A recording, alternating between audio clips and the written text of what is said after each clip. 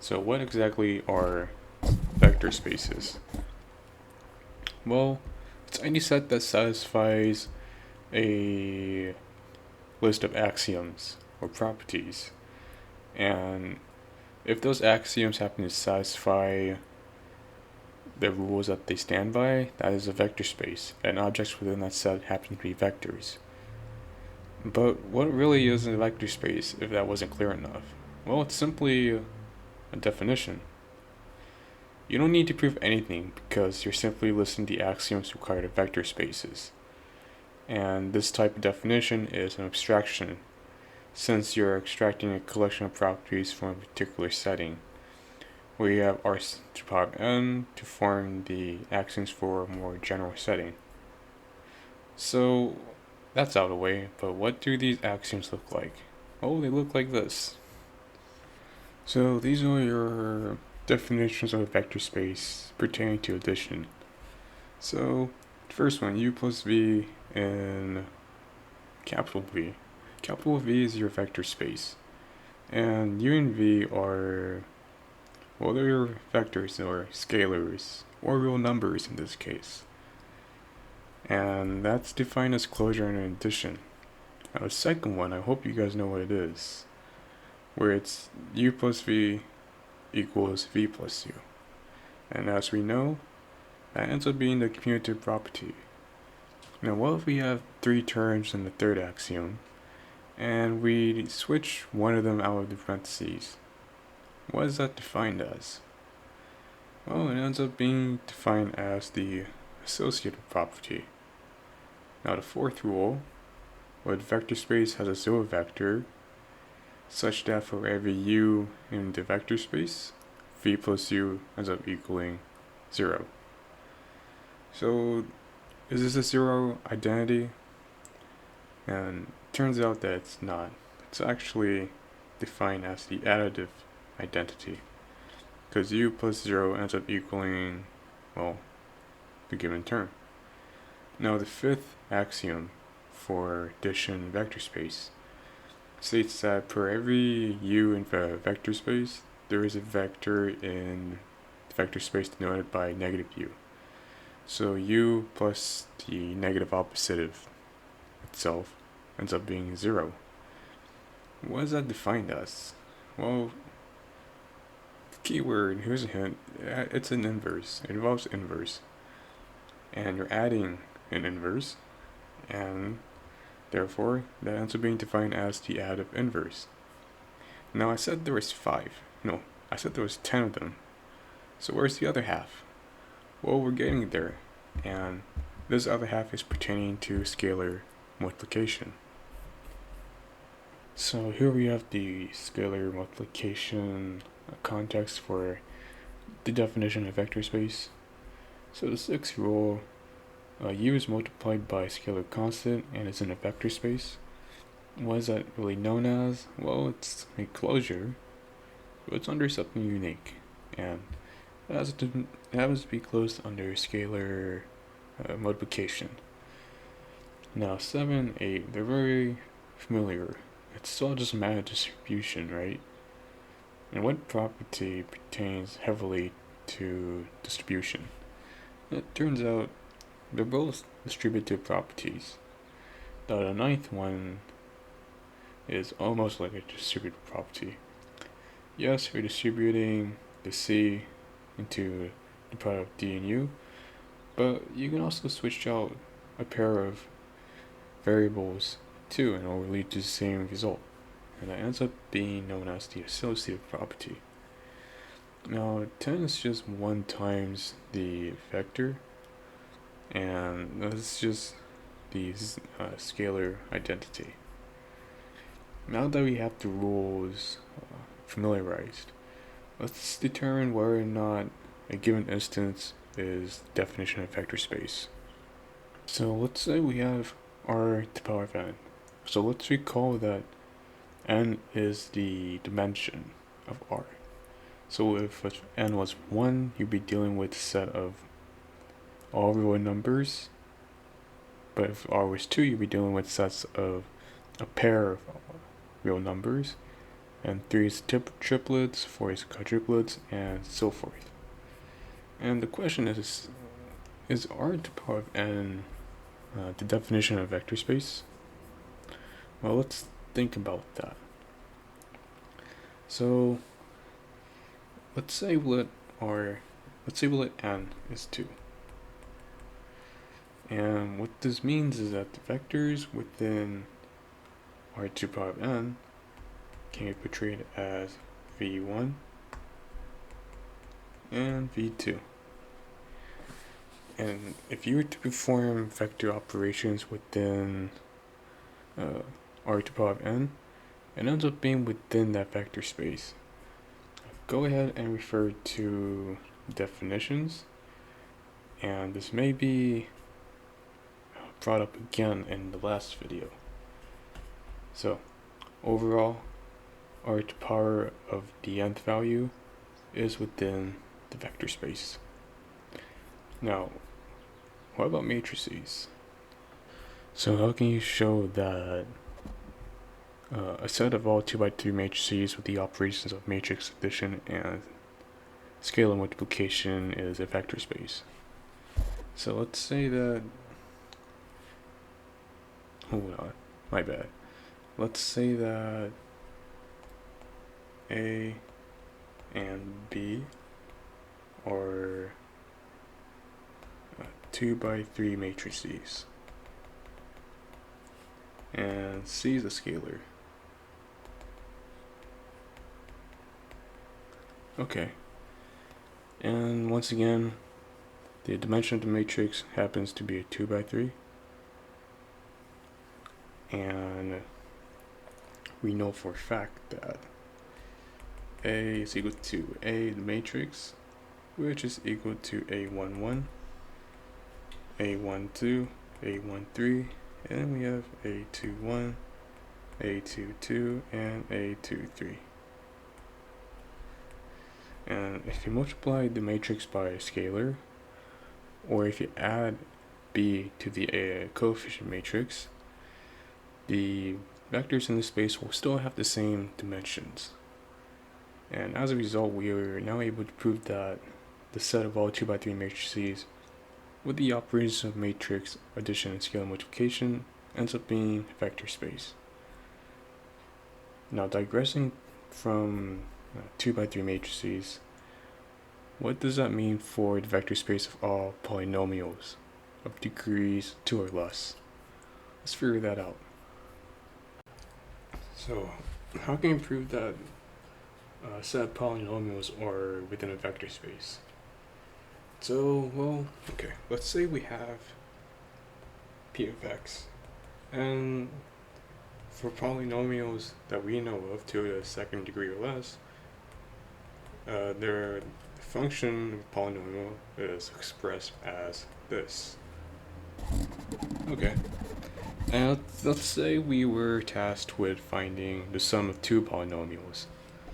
So that means we end up having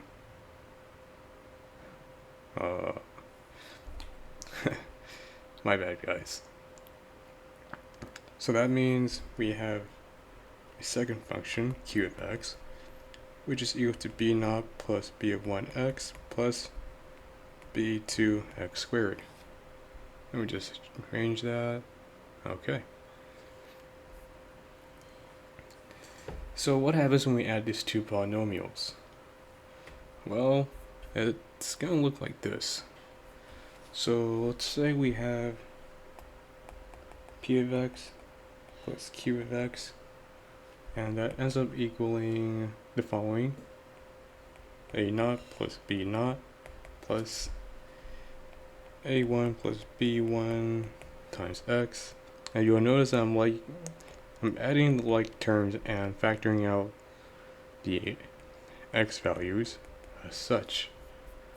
Now, let's say we grab p of x, right? And we multiply that by some scalar c.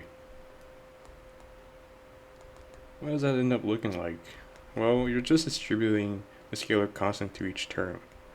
So it's going to look like this, where each term within the function ends up having a scalar constant.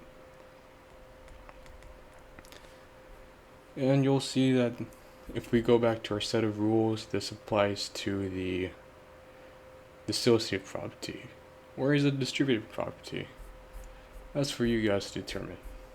Now, let's say, given what we know so far, how can we prove that P2 is in the vector space? Well, let's think about this. So, one way to approach this is to verify each of the 10 vector space axioms, and that's a pretty straightforward avenue.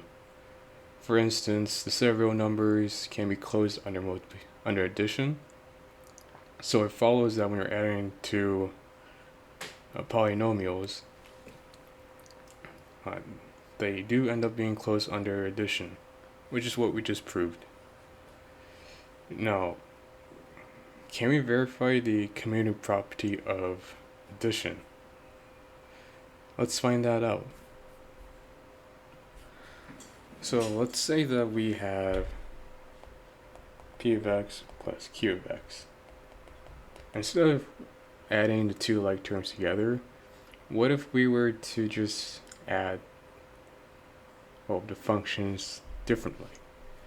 And different how? I'll show you. So we have a naught plus a1 of x plus a2 x squared plus q of x, which is the following right here. And what's next exactly? Well, we can isolate each term. We can bring the naughts together, the ones and twos, into their own little groups. And what that means is it's just a naught plus b naught plus a1 plus b1 plus b2 plus a2 times x squared. Okay. And you'll notice that it doesn't matter where each term within the adding operation is. 2 plus 3 is the same as 3 plus 2, yes?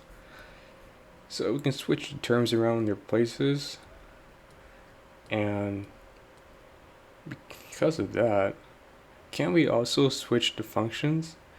Isn't p of x plus q of x equal to q of x plus p of x? Can you see what a commutative property of addition of real numbers was used? And if you're wondering about the zero factor in this space, well, let's say instead of p of x, it's 0 of x. What would that look like exactly? Well, it just look like this, where it's 0 plus 0x plus 0x squared. And we know that 0 times anything is 0.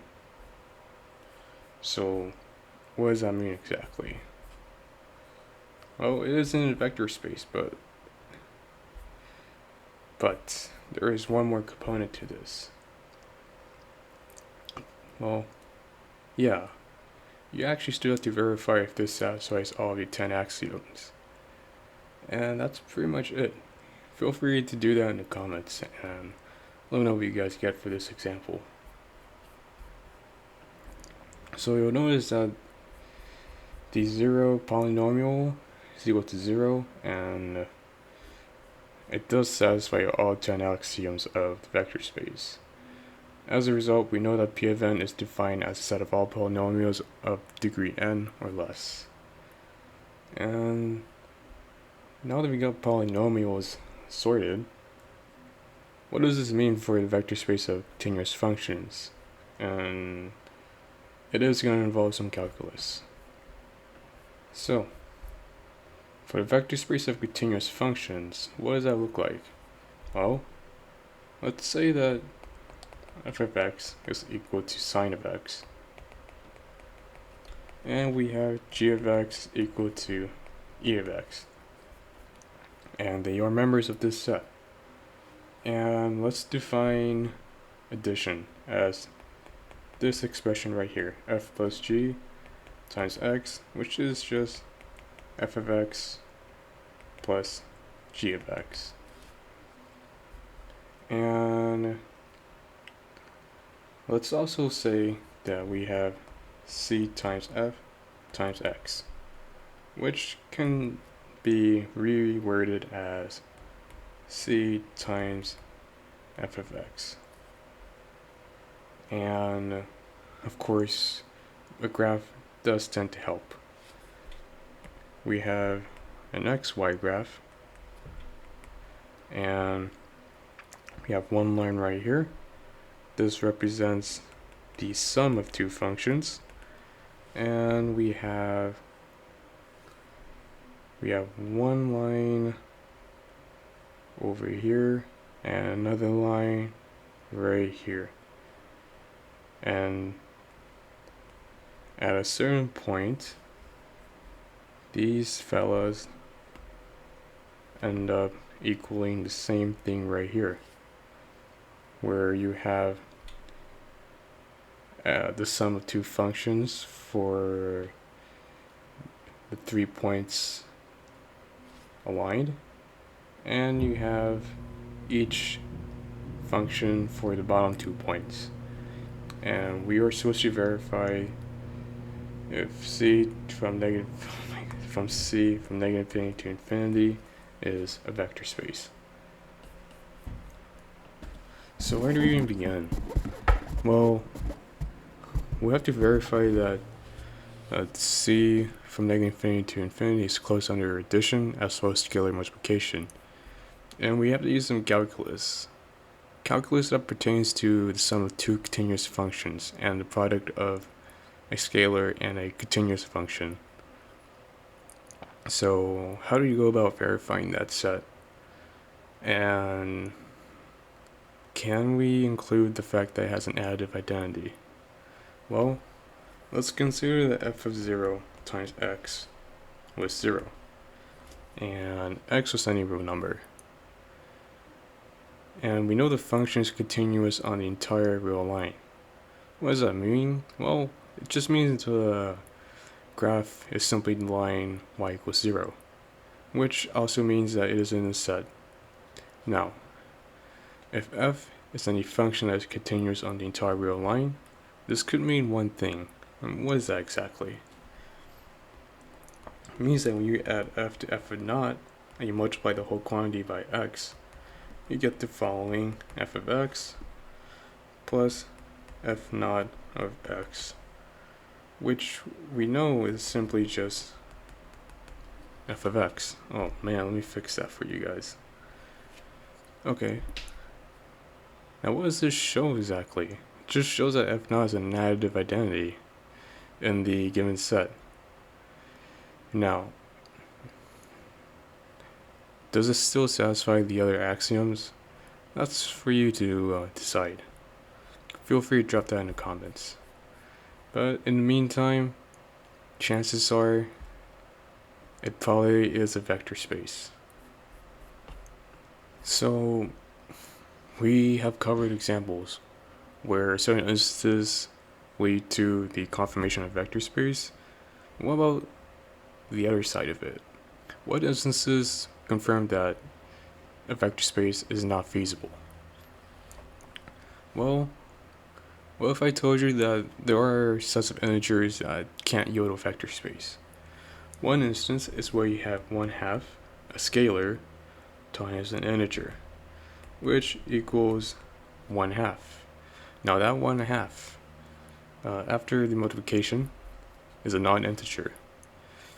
And we know that the set of all integers, with standard operations of course, does not form a vector space. Why? Well, that's because it's not closed under scalar multiplication. And you'll notice that in the example pertaining to second degree or less polynomials, it did form a vector space. However, what if that wasn't the case? And if it's not the case, then when does that even occur? So an instance of a set of second degree polynomials not yielding a vector space can happen with this given instance where we have p of x is equal to x squared and q of x is equal to 1 plus x minus x squared.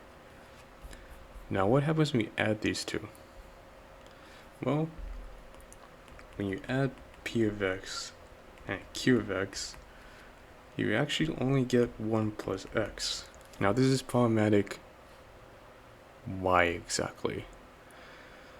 Well, the sets and examples, well, the one before that and this one exactly, end up not being vector spaces because they end up failing one or both closure axioms. And in this case, the set of all second-degree polynomials is not vector space because it's not closed under addition. And there you have it. Now, what happens if the set isn't a vector space? So if a set was in a vector space, when does that even happen? Well, let's say that the vector space is equal to a second dimension, or the set of all ordered pairs of real numbers. And with the standard operation of addition and the non-standard definition of scalar multiplication, we have this expression, where we have a scalar constant times x1 and x2. But after distributing, you get this. How can we verify that this is not a vector space? Okay. Well, all you need is one anecdote. And what I mean is that, well, say C was 2. And we have an ordered pair where, let's see here, where the coordinates end up being 3, 4. And what happens when you have 2 times the ordered pair? It should equal 6, 8, right? But it turns out that, well, you end up getting 6, 0. And those can't be equal to each other. Now this example is interesting because it only satisfies the first 9 axioms of the definition of vector space. Well, and because of that, how can we verify the 10th axiom? Well, let's say that C was 1, and we have an ordered pair of 1, 1. Realistically, it should equal 1, 1. But based on the expression on the very top, it is not 1, 0. And as a result, the 10th axiom remains unsatisfied. And what does this mean for the vector space? It means it's not feasible. And there you have it. We're able to go through vector spaces. Now, it's important to note that this is all abstraction, and this tends to be the most tedious part of linear algebra.